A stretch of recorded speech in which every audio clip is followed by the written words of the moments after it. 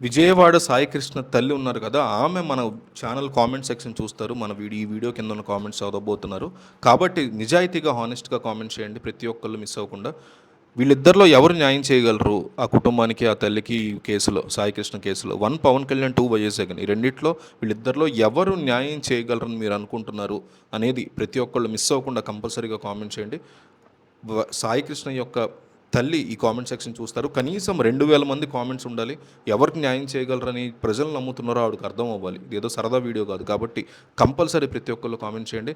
ఆంధ్రప్రదేశ్ రాజకీయాలు ఏ రకంగా మారుతాయి, ఏ విషయం వేడెక్కుతుందని చెప్పడం కష్టం. తాజాగా విజయవాడ కృష్ణలంకకు చెందినటువంటి గాదె సాయికృష్ణ అదృశ్యం కేసు ఆ తర్వాత చోటు చేసుకున్నటువంటి పరిణామాలు రాష్ట్ర వ్యాప్తంగా ఒక పెను దుమారాన్ని రేకెత్తిస్తున్నాయని చెప్పుకోవాలి. ఈ నేపథ్యంలో రాజకీయ వర్గాల్లో ఒక ఆసక్తికరమైనటువంటి అంశం మీద తీవ్రమైనటువంటి చర్చ అయితే నడుస్తుంది. వైఎస్ఆర్ కాంగ్రెస్ పార్టీ అధినేత వైఎస్ జగన్మోహన్ రెడ్డి ఇప్పటికే సాయికృష్ణ కుటుంబాన్ని, ఆయన తల్లిని పరామర్శించి పార్టీ తరఫున అండగా ఉంటామని భరోసా ఇచ్చినటువంటి సంగతి మనం చూసాము.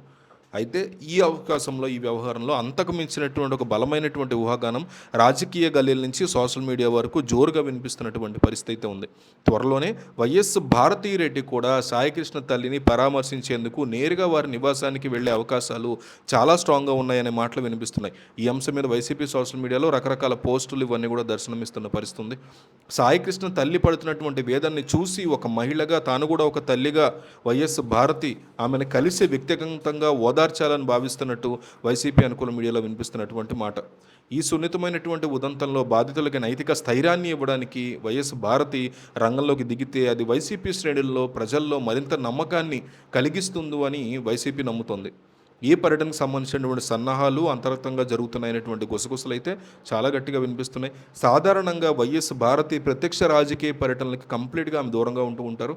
కానీ ఇలాంటి మానవీయ కోణంతో కూడినటువంటి అంశం కాబట్టి ఆమె స్పందించే అవకాశం ఉంది ఖచ్చితంగా అనే మాట వినిపిస్తుంది. మరోవైపు ఈ అంశం మీద రాజకీయంగా భిన్నమైనటువంటి ఆరోపణలు కూడా వినిపిస్తున్న పరిస్థితుంది. విపక్షాలు దీన్ని ఒక రాజకీయ వ్యూహంగా అభివర్ణిస్తూ ఉండగా, క్షేత్రస్థాయిలో బాధిత కుటుంబానికి ఒక పెద్ద దిక్కుగా నిలబడేందుకే ఈ పర్యటన ఉండబోతోంది అనేటువంటి డిస్కషన్లు కూడా ప్రస్తుతానికి నడుస్తున్నాయి. పోలీసు శాఖ మీద వస్తున్నటువంటి విమర్శలు, కోర్టులో నడుస్తున్నటువంటి హెబియస్ కార్పస్ పిటిషన్ వివాదాల నేపథ్యంలో వైఎస్ భారతి వంటి ప్రముఖ వ్యక్తి ఆ కుటుంబానికి అండగా నిలబడితే అది ఉదంతాన్ని జాతీయ స్థాయికి తీసుకెళ్లేందుకు దోహదపడుతుంది అనేటువంటి వాదనలు కూడా వినిపిస్తున్నాయి. అయితే ఈ వార్తల్లో వర్కౌట్ అవుతుందా ప్రాక్టికల్గా, ఇది ఎంతవరకు జరుగుతుందని చూడాల్సి ఉంటుంది.